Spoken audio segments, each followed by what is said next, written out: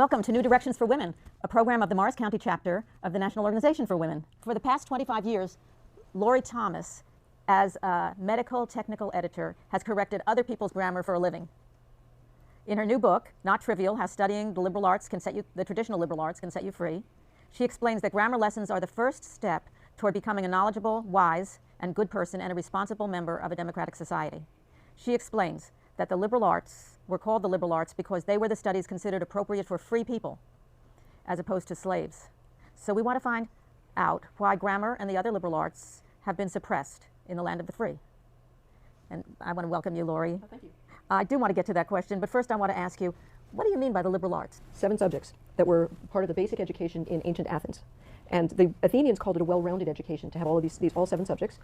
And that word well-rounded education in Greek gave rise to our word encyclopedia.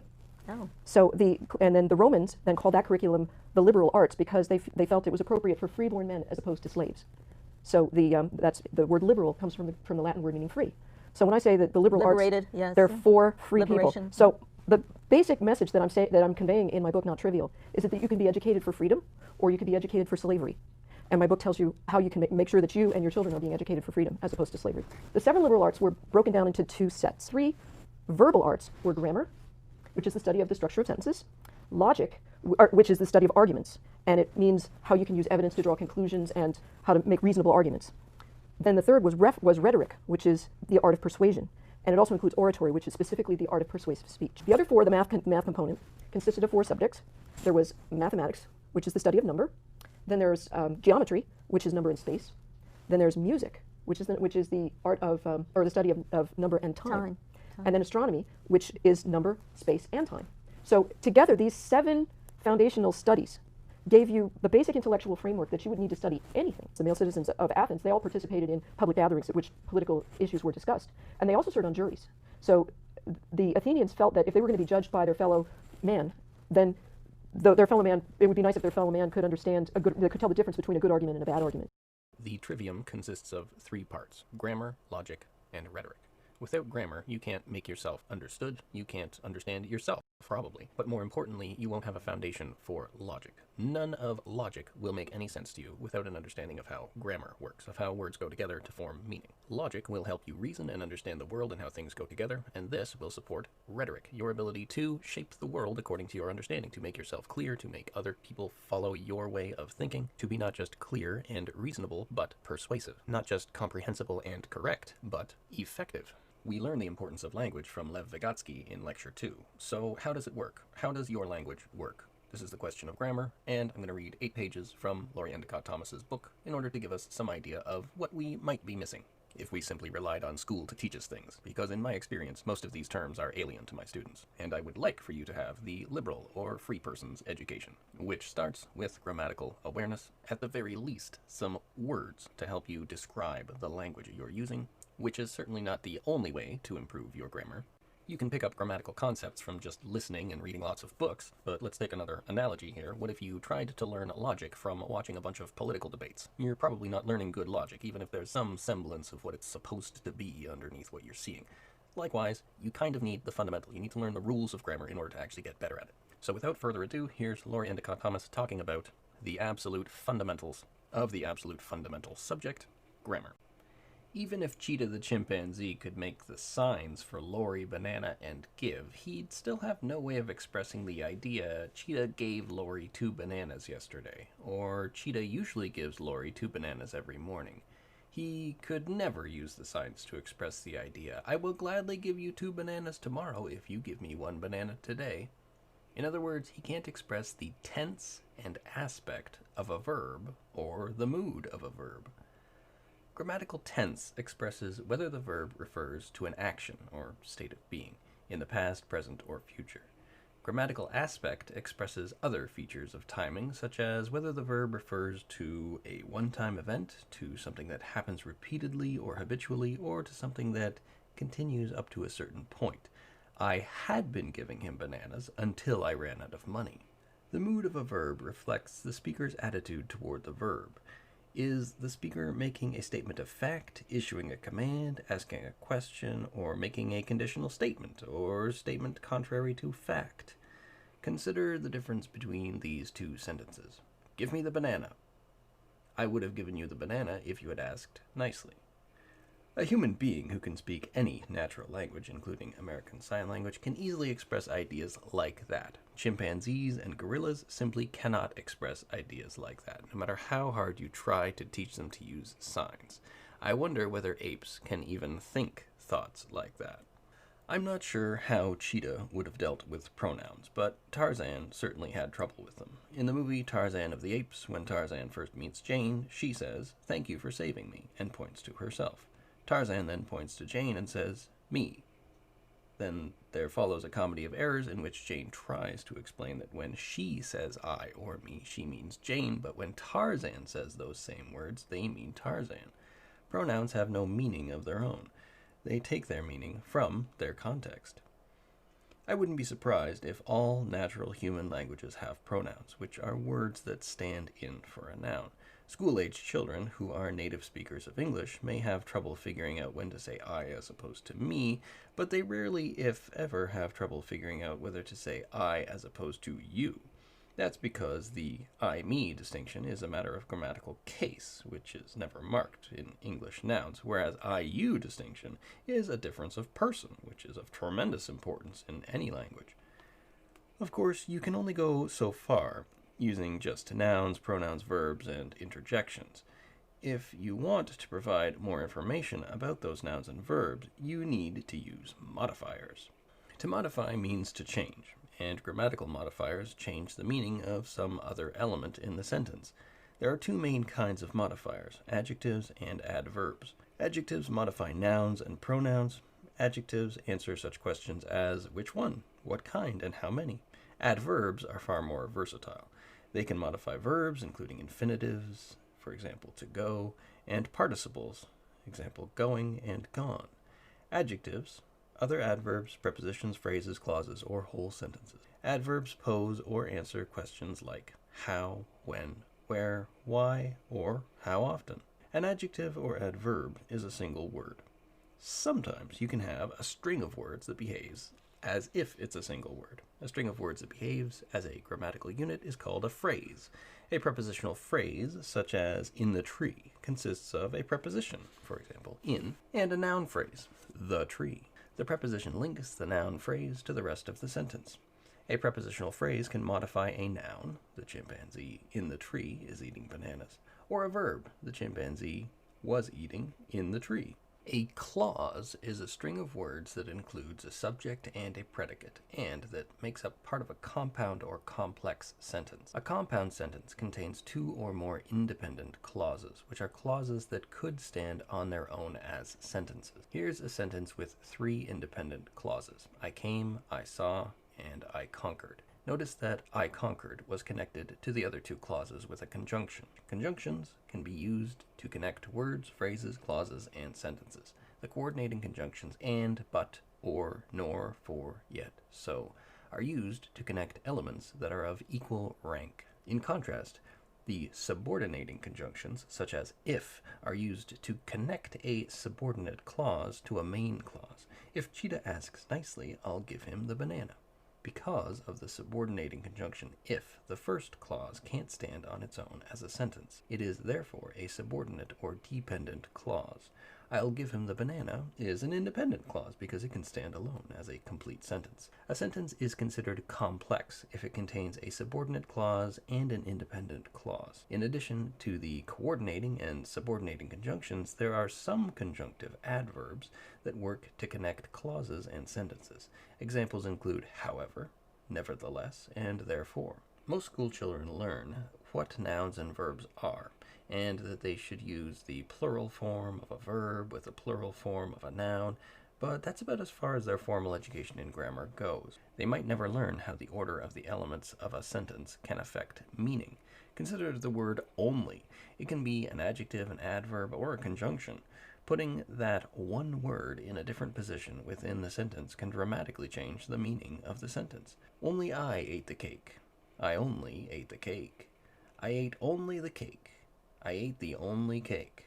When I started working as an editor, I was shocked to discover that many highly educated people had failed to learn things that I had learned in 7th grade.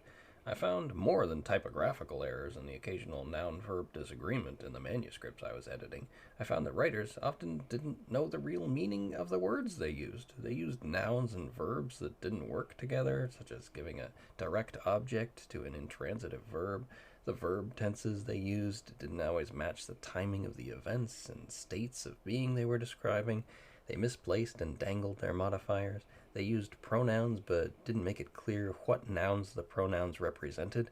They were often so careless with their conjunctions and prepositional phrases that their sentences were confusing or nonsensical. Sometimes I'd find one or more of these problems in nearly every sentence in a manuscript. Bad writing can be unpleasant to read, but as long as the writing is about some commonplace subject that you already understand thoroughly, you can use your pre-existing knowledge of the subject to figure out what the writer meant. Unfortunately, you're out of luck if you have to learn about a subject from a badly written article or book. It's like trying to grope your way in the dark through an unfamiliar building. To enable readers to understand what an author was trying to say, I often had to edit the manuscripts heavily. Many of the authors were shocked by how heavily I edited their manuscripts. Sometimes they wanted to know why I made certain changes. When I explained the grammatical problems I was trying to solve, they were mystified by the terms such as intransitive verb or dangling participle or absolute phrase. Hardly any of them had ever been taught to diagram sentences. It wasn't that they were uneducated people. Most of the authors were medical doctors or veterinarians. The problem was that they'd been deprived of proper grammar instruction. I found that it was worthwhile to take time to explain why certain kinds of changes were necessary. Sometimes after I explained the problem that I was trying to solve, the author would come up with an even better solution.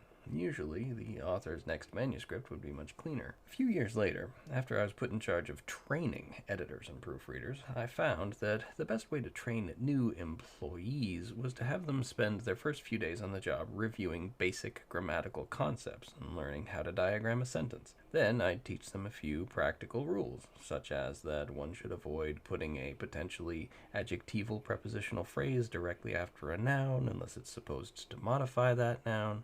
After I taught people these rules, their writing skills improved dramatically, practically overnight. So, when someone tries to tell me that teaching people grammar doesn't improve their writing skills, all I can say is that it does when I'm doing the teaching. Shortly after I'd started working as an editor, I met a young woman who was teaching English at a prestigious private school run by Quakers. It always struck me as odd that the plain people ended up running the fancy private schools. Hopeful that I had met a kindred spirit, I asked her if she was teaching her students how to diagram sentences. I was shocked by her response. She pulled herself up to her full height, looked down her nose at me, and said, "We don't teach children to draw sentences, we teach them to write sentences."